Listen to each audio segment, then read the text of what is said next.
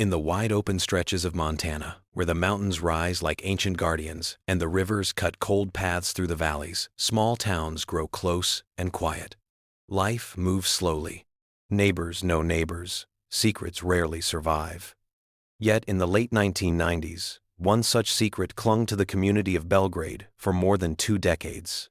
A secret born of tragedy, confusion, and a truth buried just beneath the surface. This is the criminal schema, and today we begin the story of a 15-year-old girl whose death was first labeled an accident, then a mystery, and finally, after nearly 3 decades, a devastating revelation. Before we begin, don't forget to like, comment, and subscribe to The Criminal Schema, where we uncover the cases that time tried to erase.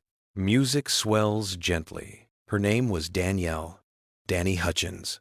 To those who loved her, she was bright, adventurous, and full of the kind of restless energy only a Montana teenager can carry. But in the autumn of 1996, a sequence of quiet moments, a disagreement at home, a drive down a familiar road, and a visit to a beloved local river access would mark the final hours of her life. And for her family, it would mark the beginning of a decades-long fight for the truth. On a cool September morning in the year 1996, the Huchins household in Belgrade stirred awake like any other day. The heat of summer had faded. Mornings brought crisp air, gentle frost on windows, and the scent of wet leaves clinging to the wind. School had been back in session for several weeks, and life had settled into routine. But inside the house, tension rippled beneath the surface. 15-year-old Danielle, known lovingly as Dany, had exchanged sharp words with her mother. It wasn't unusual between a mother and a teenager, nothing that seemed dangerous or alarming. By all accounts, it was small, forgettable, the kind of disagreement that would have passed within minutes.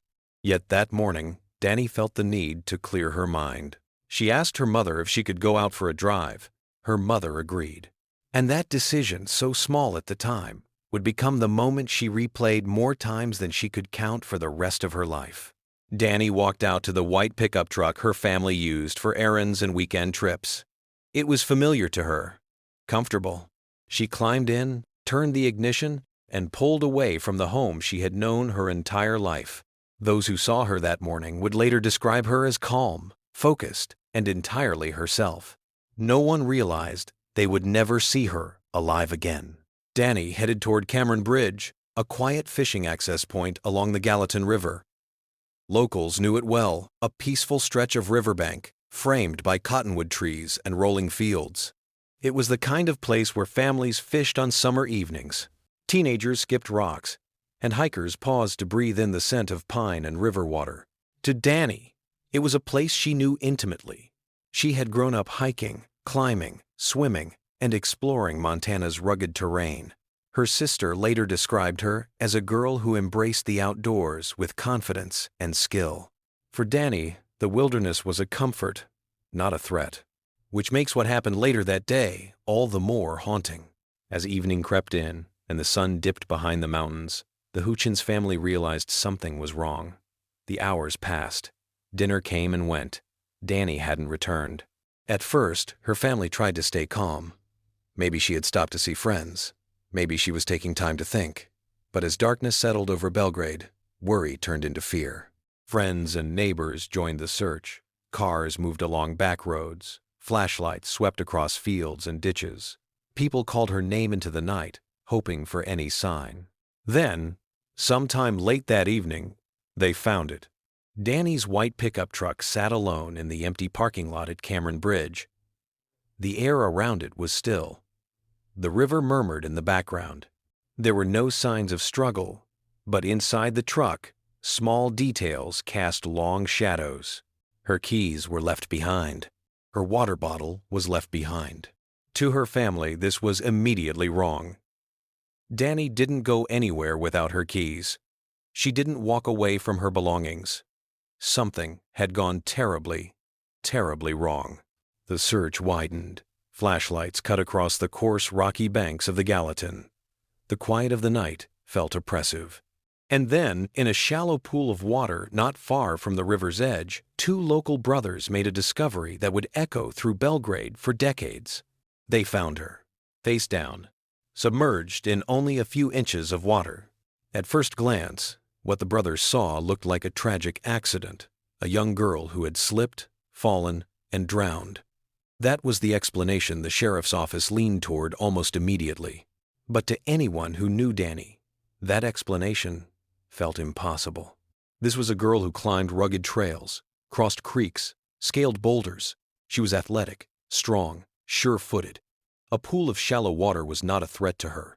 And yet, that was the conclusion officials hinted at within hours. No signs of foul play, they said. No reason to suspect anything more than misfortune. But behind closed doors, the truth was far more complicated. Detectives themselves were conflicted.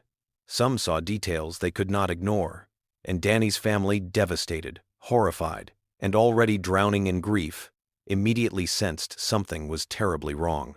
This was no accident. Something else had happened on that riverbank. Something darker. Something hidden. In the days that followed, a medical examiner's report brought new information that should have changed the course of the investigation entirely. Danielle's body showed multiple bruises and scratches. Some looked suspiciously like defensive wounds. But there was something even more troubling. Her underwear had been pulled down. Forensic testing revealed biological material from an unknown male. Arm hairs found on her body were also traced to an unidentified man. The conclusion was unmistakable. Dany had been assaulted. But despite all of this, despite the bruises, despite the biological sample, despite her state of undress, despite the impossibility of drowning in mere inches of water, the sheriff still refused to label the case a homicide. To the public, he spoke with confidence. No sign of foul play. To the Huchins family, the explanation was not only painful, it was insulting. They felt ignored, misled, betrayed, and worst of all, they weren't even told about the assault. For years, the most crucial piece of evidence in their daughter's case remained hidden from them. As word spread, Belgrade grew divided. Many residents whispered what the family refused to let go of. This was murder. Locals remembered the shock that rippled through the town in 1996, a feeling of unease, of unanswered questions, of fear that perhaps someone dangerous walked among them. Rumors circulated. Why would the sheriff dismiss such clear evidence? Why did the case seem to be closed almost as soon as it began? Why did it feel like the truth was being buried? And if the person responsible was still out there, who else might be in danger? Over the next decade, the case went cold. The evidence sat in storage. The DNA sample was entered into federal databases as technology improved, but no match was found. The killer, whoever he was, lived his life untouched. Meanwhile, the people who loved Danielle carried a grief that never eased. Her sister grew up and eventually took on the responsibility of keeping Dany's story alive. She contacted reporters. She pressured investigators. She refused to let time erase her sister's memory or the injustice done to her. Through her persistence, whispers of the case resurfaced again and again. Still, the truth remained out of reach until, slowly, the world changed. DNA technology advanced. Forensic genealogy became a powerful new tool. And in the year 2019, 23 years after Dany's death, her case was officially reopened. Yet even then, progress was agonizingly slow. Detectives had very little to work with.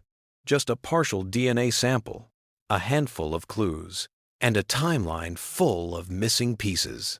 But at last, after decades of silence, a break was coming.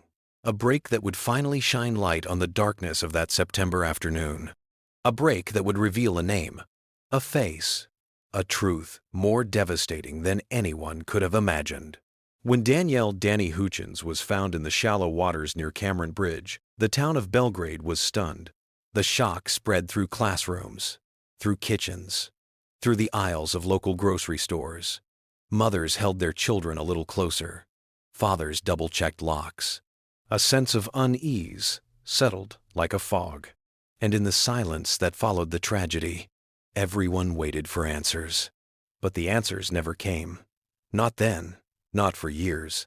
Today, in Episode 2 of The Shadow over the Gallatin, we look deeper into the evidence, into the autopsy, and into the choices that would leave a Montana family feeling betrayed by the very people they trusted.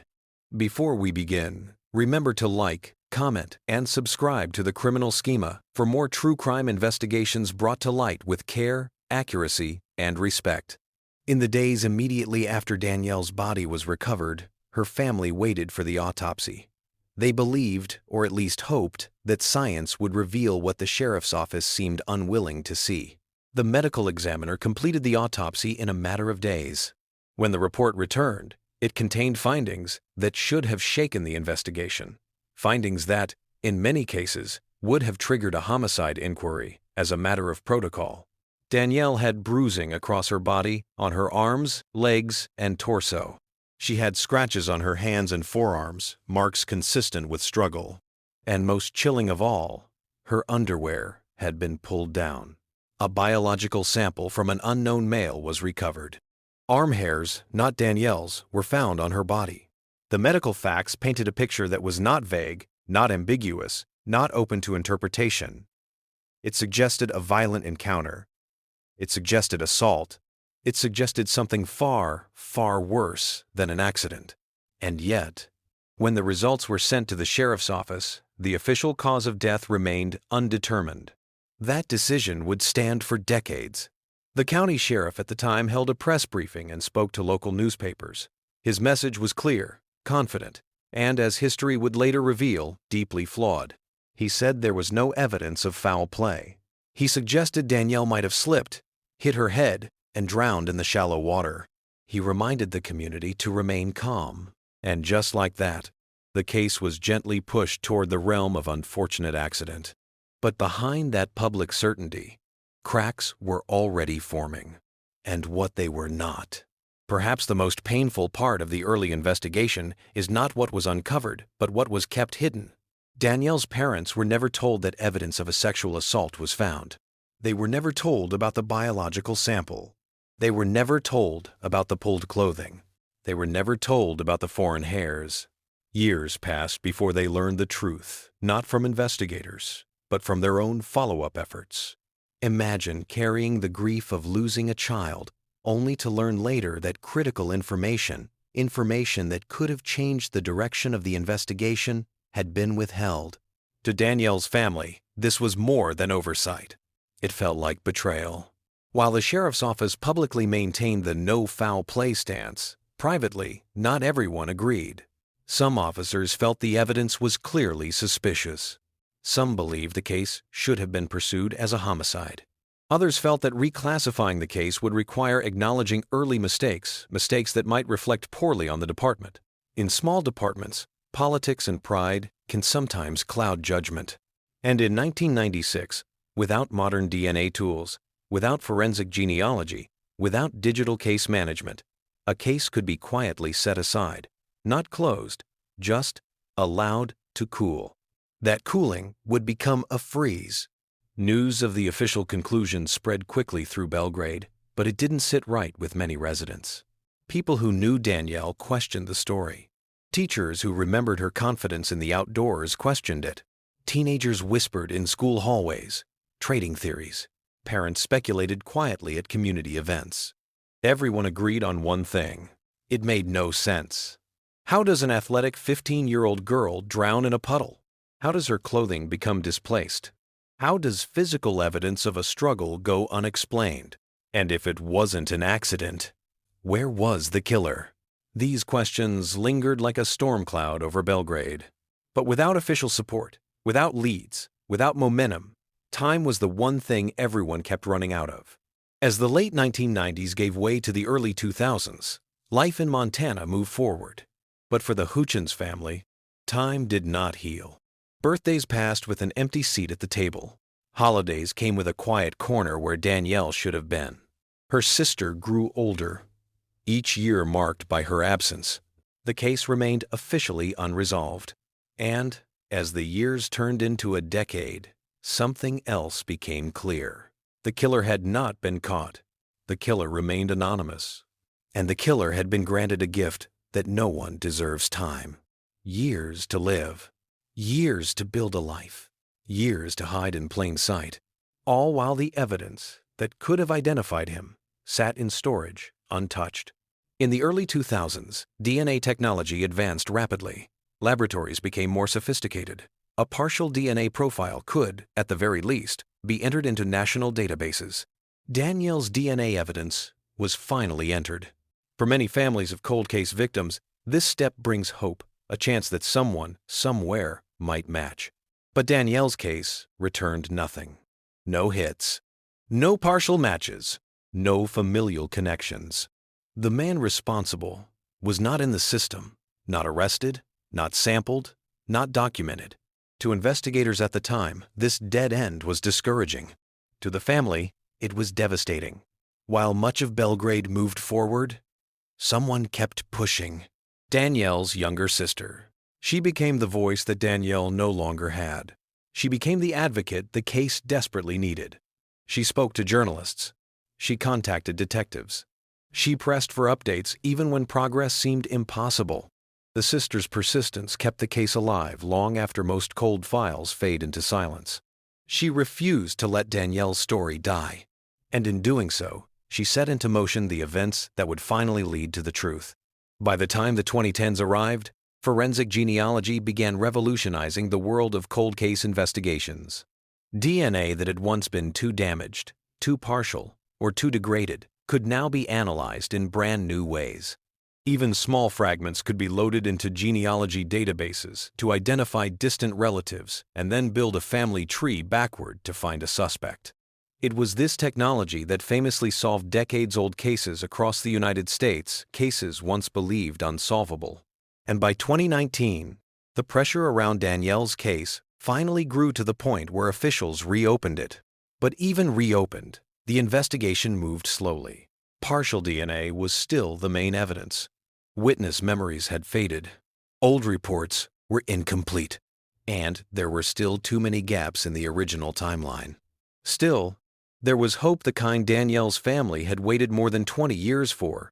Little did they know that the biggest break, the one that would crack the case wide open, would arrive in the year 2021. And it would come from a man who had once worn the same uniform as the officers investigating him. In the year 2021, the county elected a new sheriff. He was not a stranger to the case. Back in 1996, he had been a rookie deputy, a young officer who had watched the case unfold from the edges, who had carried the discomfort of its unanswered questions for decades. When he took office, he made a promise to himself: bring closure to the cases that had haunted the county for far too long. Danielle's case was at the top of his list. He reopened the file with fresh determination. He assigned detectives. He reviewed autopsy notes. He re-examined evidence that had been neglected for decades. He re-interviewed individuals connected to the original timeline. And eventually, one name surfaced. A name that had been present from the very beginning. A name that investigators had never fully examined. Paul Huchins. A man who lived quietly. A man who raised a family. A man who attended church. A man no one would ever suspect. But a man whose proximity to the crime scene and whose actions that day could no longer be ignored. When detectives brought Huchins in for questioning, he maintained his composure. He answered calmly. He insisted he had nothing to do with Danielle's death. But there were cracks in his story. Small inconsistencies. Details he misremembered or pretended to forget. Moments of hesitation that set off alarms for seasoned investigators. They asked for a DNA sample. He gave it. And for the first time in 27 years, the truth was within reach. But before the results could come back, something happened. Something that made investigators stop in their tracks. Only days after his interview, Paul Huchins took his own life. He left behind no confession, no explanation, no attempt to deny, justify, or clarify. Just silence. The community of Dillon, where he lived, was stunned. They knew him as a helpful neighbor, a polite man, a father. No one could reconcile the image of the man they saw at school events with the possibility that he had committed a violent crime decades earlier. But his death raised one unavoidable question. Why would an innocent man take his own life after being questioned? Investigators suspected they already knew the answer. They rushed the DNA sample to the lab. And when the results came back, The case that had lingered unresolved for decades finally broke open. The DNA was a perfect match. It matched the biological sample found on Danielle's body. It matched the foreign hairs recovered. It matched every piece of forensic evidence. There was no doubt, no ambiguity, no alternate explanation. Paul Hutchinson was the man responsible for Danielle's death, but he had taken the truth with him to the grave. For most families, time is a healer. Days turn into weeks, weeks into months, months into years, and the sharpest pain softens. Memories grow gentler. Loss becomes something you learn to carry. But for the Huchins family, time did not heal. Time only deepened the wound. Because time was not filled with truth. It was not filled with justice. It was not filled with the closure they needed to start healing. Instead, time brought silence. 27 long years of silence.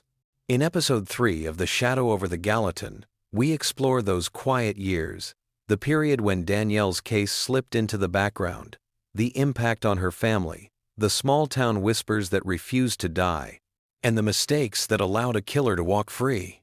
Before we begin, remember to like, comment, and subscribe to the Criminal Schema, where we bring cold cases to life with respect, care, and accuracy. Music fades to quiet tension.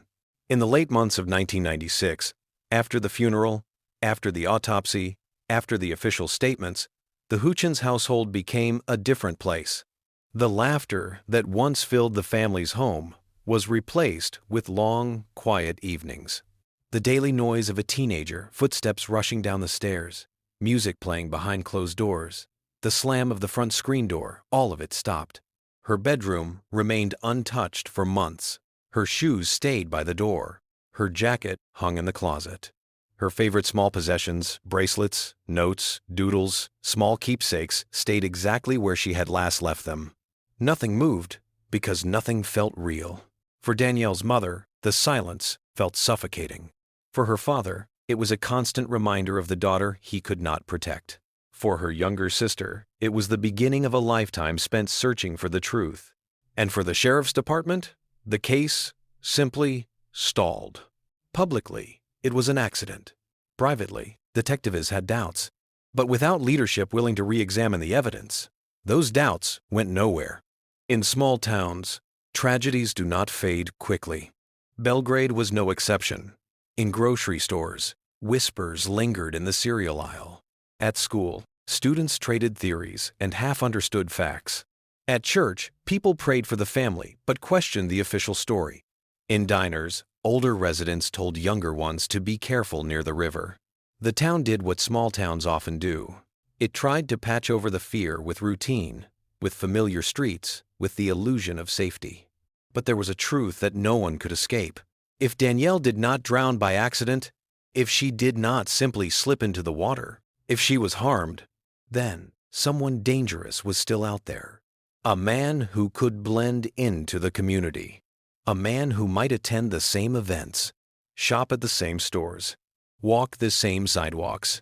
Someone who could be standing next to you in line. Someone who could be waving hello on a Sunday morning. This unspoken fear did not vanish. It simply settled below the surface. For years, as the late 1990s became the early 2000s, investigative attention shifted. New cases arrived, fresh emergencies, urgent crimes, immediate threats. Danielle's file slowly moved further back on the shelf. A handwritten note here, a faded photograph there, a few small pieces of evidence sealed in bags, quietly aging. Cold cases always carry a haunting question. What if the most important detail was missed in the first 48 hours? In Danielle's case, the most important details were missed, not because the evidence was unclear, but because the conclusion was rushed. With the wrong foundation, the entire investigation drifted in the wrong direction, and the killer was allowed to walk 27 more years without consequence. For the Huchins family, each year, without answers, became an emotional marathon. Birthdays came and went, each one marking another year Danielle would never experience. Had she lived, she would have finished high school, gone to college, pursued her dreams in medicine, maybe started a family of her own. Instead, Every milestone was a reminder of what was stolen. Her sister later described those years as living with a ghost who never stopped asking questions. The questions were relentless. What happened that day? Did she suffer? Why wasn't the truth taken seriously? Could this have been prevented if the right people had listened? These questions became the background noise of the family's life. Always there, always humming just beneath the surface. The sheriff's office insisted for years that Danielle's death was an accident. But as locals learned more rumors of bruising, whispers of inconsistencies, stories about evidence being overlooked, trust in law enforcement began to fray. Parents in Belgrade grew cautious. Young women traveled in groups. Rumors swirled that the killer had likely stayed in Montana. Most chilling of all, there was never a suspect publicly named, never an arrest, never a person of interest announced. The silence was its own kind of answer. And yet, the case never fully disappeared from public memory. Danielle's story remained an open wound, one that refused to heal. By the early 2000s, DNA analysis became more advanced and more accurate. Laboratories could test smaller samples, older samples, degraded samples. The biological material collected from Danielle's body was finally entered into national databases. And yet, nothing. No match. No partial hit. No relative. No name. This only deepened the mystery. It meant the suspect had never been arrested for a felony, never been sampled by the state, never entered into the system. He had lived quietly, undetected, unknown. This was terrifying because it meant the man responsible had not simply escaped justice. He had avoided suspicion entirely. By the time the 2010s arrived, Danielle's younger sister had grown into adulthood. Instead of allowing her sister's memory to fade, she chose a different path. She stepped into the fight.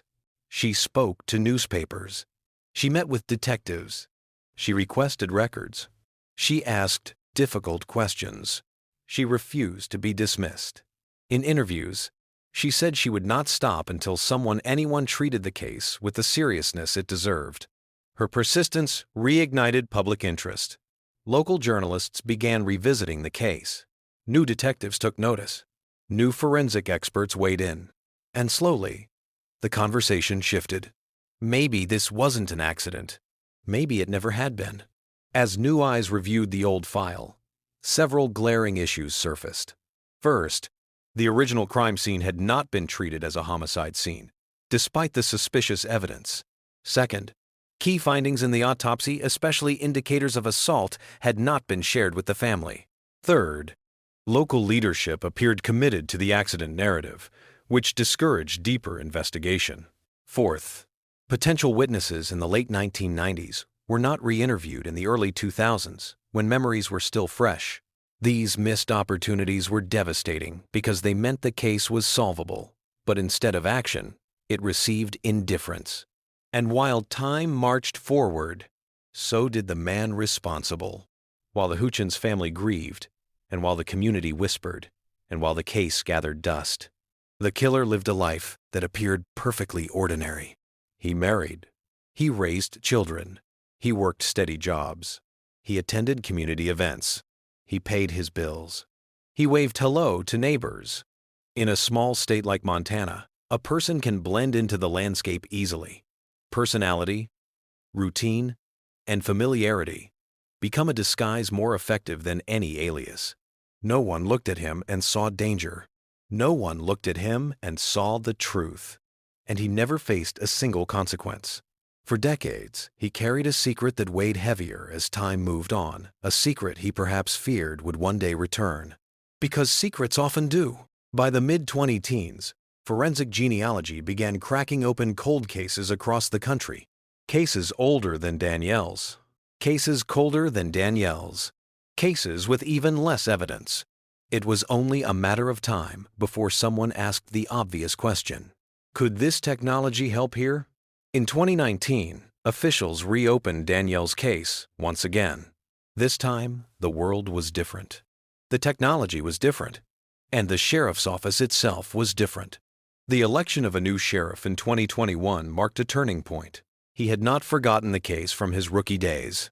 He had not been convinced by the accident explanation. And he had the authority to act. He assigned investigators. He sought expert consultation. He reviewed every old interview. He examined every overlooked detail. And piece by piece, the truth began to emerge. Eventually, everything pointed in one direction, toward a man who had been overlooked, toward a man who lived quietly, toward a man who carried guilt silently for decades, toward a man named Paul Huchins. In the months leading up to 2021's breakthrough, investigators re-examined Huchinson's proximity to the crime scene and the timeline of his activities on the day Danielle died. Nothing was conclusive, but nothing ruled him out either. And so, detectives brought him in for questioning. He remained calm. He was polite. He maintained innocence. But as investigators would later recall, something felt off. A tension, a fear, a heaviness he could not hide. They requested a DNA sample. He agreed. And then, silence. He left the station. He returned home. He tried to continue life as normal. But beneath the surface, panic grew. Within days, he took his own life. He left behind no explanation. He left behind no confession. He left behind a community stunned. But his death told investigators something powerful. Innocent men do not end their lives to avoid test results. The truth was finally within reach. When the DNA results came back, they were described as definitive. The match was exact, unquestionable, absolute. After 27 years of silence, the case cracked open. Danielle's killer had been identified. He had lived alongside unsuspecting neighbors. He had raised a family. He had blended into Montana life. He had hidden in plain sight. And through all the years, one truth remained. Danielle's family had been right from the beginning. She did not slip. She did not fall. She did not drown by accident. She was harmed. And the evidence had been there all along. For decades, Danielle Dany Huchins' case remained suspended in uncertainty. A tragic loss, filed under undetermined. A story half told. A truth locked behind the walls of time. But time has a way of turning. And eventually, so does justice. More than 2 decades after Danielle's death, an unlikely combination of new leadership, modern DNA science, and relentless persistence from her family would converge to crack a case many believed was impossible to solve. Today, in Episode 4 of The Shadow over the Gallatin, we follow the forensic trail, the technology, the science, and the sequence of breakthroughs that illuminated the truth that had always been there, waiting to be uncovered. Before we begin, remember to like, comment, and subscribe to the Criminal Schema, your home for respectful, in-depth true crime storytelling. Music deepens. When Danielle's body was examined in September of 1996, the biological sample left behind by her killer was collected, preserved, and stored. At the time, forensic DNA technology was still in its adolescence, powerful but limited. The sample was only partial. It was fragile. It was small. In 1996, that meant very little could be done with it. But that would change. By the early 2000s, it became possible to at least upload a partial sample into CODIS, the National Combined DNA Index System. Investigators hoped for a hit. They hoped for a name. But the database returned nothing. The unknown male had never been arrested. He had never been required to submit a DNA sample. He had existed beneath the surface of the criminal justice system, invisible. Yet the DNA sample sat quietly in storage. It did not decay. It did not disappear. It simply waited. Waited for a future where science could finally uncover its secrets. By the middle of the 2010s, a revolutionary new technique emerged: forensic genetic genealogy. This method compared unknown DNA samples to public genealogy databases used for tracing ancestry. It did not require an exact DNA match. Even a distant relative could help investigators build a family tree and narrow down suspects. Cases that had been cold for 30, 40, even 50 years were suddenly solvable. Serial offenders were identified. Unknown victims were given names. Cold cases, once believed hopeless, were solved. And this technology, although not immediately applied, would eventually become the key to unlocking the truth in Danielle's case. In the year 2021, the county elected a new sheriff, a man who had been a rookie deputy back in 1996 when Danielle died. He had never forgotten her case. He had never been satisfied with the accident explanation. And now, finally, in a position of authority, he made a decision. Reopen the case. Review every detail. Re-examine the evidence with modern eyes. And pursue answers with the determination the case had always deserved. His leadership would change everything. They studied the biological evidence and the foreign hairs. They analyzed the inconsistencies in the original timeline. They also examined every individual associated with the case, everyone who lived nearby, everyone who had reason to be at Cameron Bridge, and everyone whose name had been mentioned in the earliest interviews. And during this process, one name resurfaced again and again: Paul Hutchinson. To investigators, Hutchinson did not initially seem alarming. He was a quiet man. He held stable jobs. He raised children. He attended church. He was known as polite, helpful, ordinary.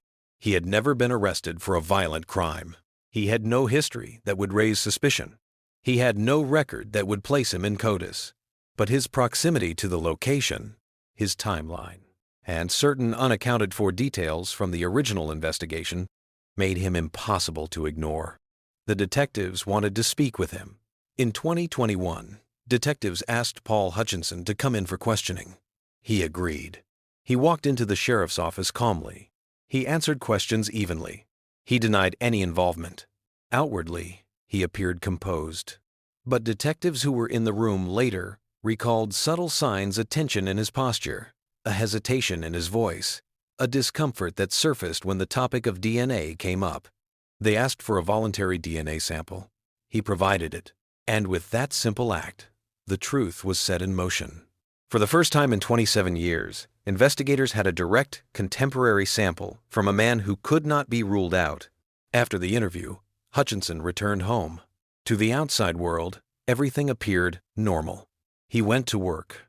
He spent time with family. He tried to maintain his routine.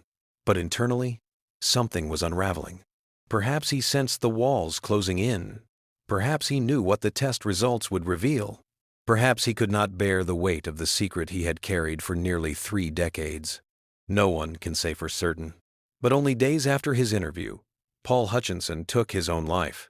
He left behind a wife, children, friends, a community stunned beyond belief, and a final, irreversible question. Why now? Why at this moment? Why only after the request for DNA? Investigators knew what that meant, and they were determined to confirm it scientifically. After Hutchinson's death, detectives immediately expedited the DNA comparison. Forensic analysts prepared the samples. The partial DNA recovered from Danielle's body in 1996 and the fresh DNA taken from Hutchinson in 2021. They ran the tests. They compared the profiles. They checked, double-checked, and confirmed the markers. And then the answer arrived. Clear, undeniable, absolute. The DNA match was definitive, 100% consistent. No margin of error, no alternate explanation. The biological material recovered from Danielle's body belonged to Paul Hutchinson. The foreign hairs belonged to Paul Hutchinson. The evidence matched perfectly across every marker, every comparison, every test. After 27 years, the truth had arrived. The killer had a name. The case that had haunted a family, divided a community, and lingered unresolved for nearly 3 decades finally had an answer. The story that had been labeled an accident was now clearly, undeniably, a crime. For Danielle's family, the news was both relief and heartbreak. Relief because after so many years, they finally knew who had taken their daughter's life. Heartbreak because the man responsible would never face trial, never testify, never stand in a courtroom to hear a jury speak the truth. Hutchinson's suicide closed the door on legal justice. There would be no confession, no explanation, no apology, no answers to the questions that haunted the family for decades. Why Danielle? Was she targeted? Was it planned? Was it impulsive? Was there something more he had been hiding? These questions will likely never be answered. He took them with him.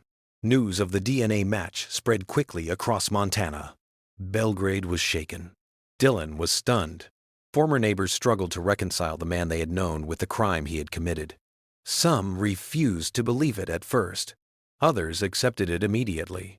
Many felt fear, the unsettling reality that, for decades, a man capable of such violence had lived quietly among them. A man who shopped in local stores, attended school events, sat in church pews, played the role of a friendly neighbor, a man hiding unimaginable darkness. It was a chilling reminder. Sometimes, evil wears a mask of complete normalcy. Danielle's case stands as one of the countless examples showing how forensic science can reveal what human memory, flawed investigation, and time cannot. The DNA that solved the case had been collected in 1996. The technology needed to interpret it did not exist until decades later. The opportunity to pursue it only emerged when new leadership took charge. This was not luck. It was the convergence of persistence, determination, modern science, a family who refused to let go, and a sheriff willing to break from old conclusions. In the end, DNA became the voice Danielle never had. A voice that spoke clearly. A voice that could not be silenced. A voice that delivered the truth at last. Though the killer would never stand trial, the case could finally be reclassified. Danielle's death was not an accident. Not undetermined. Not ambiguous. It was homicide. And the name responsible was now known. For the first time in 27 years, the Huchins family could close one chapter, even if the ending was not the one they deserved. Grief is a strange companion. It changes shape. It shifts. It grows lighter, then heavier, then lighter again. But when grief is tied to unanswered questions, it becomes something else entirely. For the Huchins family, grief was not a single event. It was a 27-year journey, a journey of questions without answers, of truth hidden in evidence that waited silently for decades, of a fight for justice that seemed impossible. The grief, the closure, and the legacy of a 15-year-old girl whose life, though cut short, would change the course of forensic history in her small corner of Montana. Before we begin, remember to like, comment, and subscribe to The Criminal Schema, your home for respectful and thorough true crime storytelling. When investigators approached the Huchins family in 2021 with the DNA confirmation, the news came with a mixture of relief and devastation. Relief, because after so many years, the fog had finally lifted. Devastation, because the man responsible would never face them, never answer their questions, never sit in a courtroom, never explain why. For Danielle's mother, it was like losing her daughter a second time. For her father, it stirred guilt he had carried quietly for decades. For her sister, it was the end of a lifelong pursuit and the beginning of a new kind of ache. Because closure is not a clean line. Closure is complicated. Closure hurts. The truth was finally revealed, but the truth had arrived too late for justice. The DNA match confirmed what Danielle's family had always believed. She had been hurt. She had not drowned accidentally. She had not been to blame in any way. She had been a victim of a crime, one that could have been recognized much earlier. The sheriff who solved the case later said, gently but firmly, the evidence had been there all along. It was not new science that magically uncovered a hidden truth. It was new leadership willing to listen, new investigators willing to challenge old conclusions, and a sister who refused to let her sibling's story be forgotten. To the Huchins family, this acknowledgement meant everything. Their intuition had been right. Their instincts had been right. Their refusal to accept the accident narrative had been justified. But the validation came with a heaviness that words cannot fully capture. When the truth became public, the story rippled across Montana once more. Belgrade remembered the fear of 1996. Dylan reeled at the news that someone they thought they knew had been hiding a terrible secret. Residents of both towns were stunned not by the existence of the evidence, but by how long it had remained dormant. Many asked themselves the same haunting question. How could someone capable of such violence live so quietly for so long? Neighbors described Hutchinson as mild-mannered, polite, dependable. He helped with small tasks. He volunteered. He appeared gentle. And yet, in the autumn of 1996, he took a young girl's life. It was a reminder that the darkness people carry is not always visible. Sometimes it hides in plain sight. Sometimes it wears the face of normalcy. Even with the DNA match, several questions remain, questions that may never be answered. Why did Hutchinson cross paths with Danielle that day? Was it chance? Or was he already near Cameron Bridge that morning? Was Danielle targeted? Or did circumstances align in a terrible, unpredictable way? What happened in the moments leading up to her death? Was there a struggle? Did she try to run? Was there something he said? Something she said? Why did he leave her in the water? Was he attempting to stage the scene? Was he panicked? Was he trying to destroy evidence? Or did he simply believe no one would question the scene? These questions remain suspended in time. And because Hutchinson took his own life, investigators will never be able to interview him, analyze his behavior, or track his movements that day. The answers died with him. No one fought harder for the truth than Danielle's younger sister.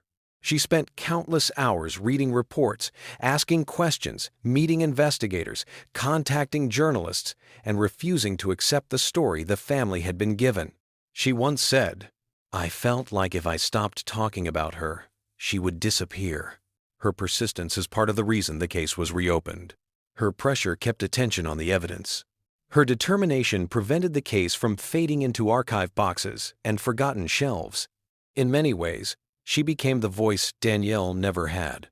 Her fight stands as a testament to the power of family love and to the painful reality that sometimes justice only arrives because someone refuses to stop pushing.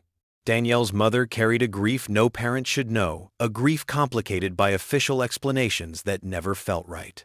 When she finally learned the truth, she described her reaction as bittersweet. Bitter because the truth had been delayed for so long. Sweet because the truth had finally come. She never stopped believing her daughter had been wronged. She never accepted the accident narrative. And though the closure came late, it gave her something she needed more than anything: validation. A confirmation that her instincts were right, that Danielle did not simply slip into the water. Her daughter had been harmed, and the world now knew it.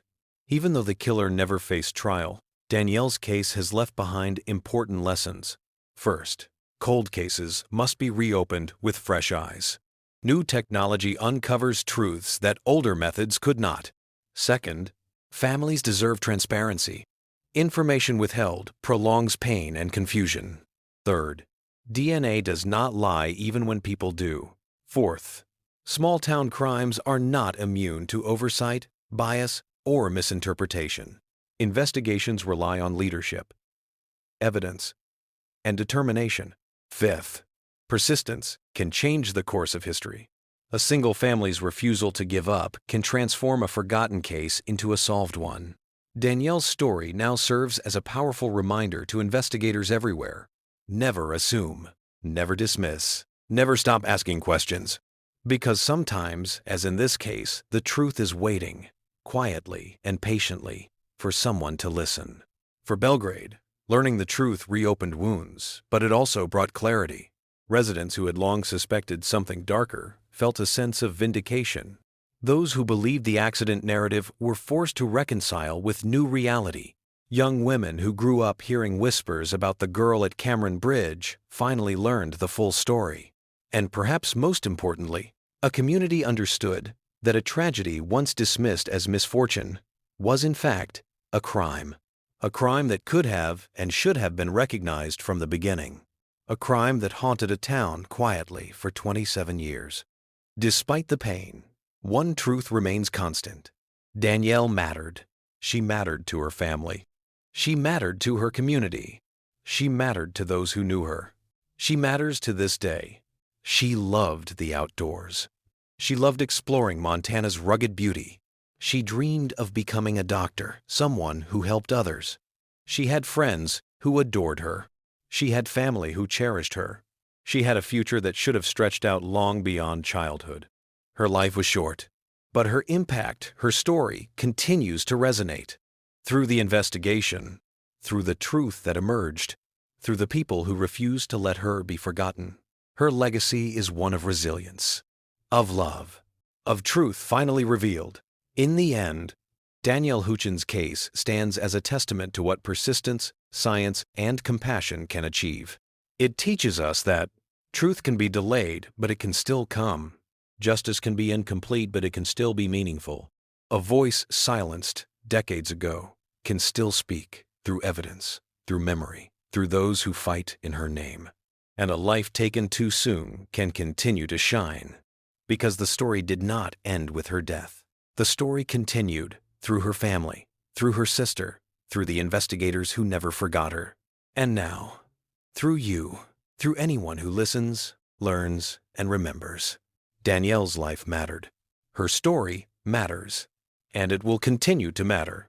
If this story moved you, helped you understand the power of forensic science, or reminded you of the importance of truth, please take a moment to like, comment, and subscribe to the Criminal Schema.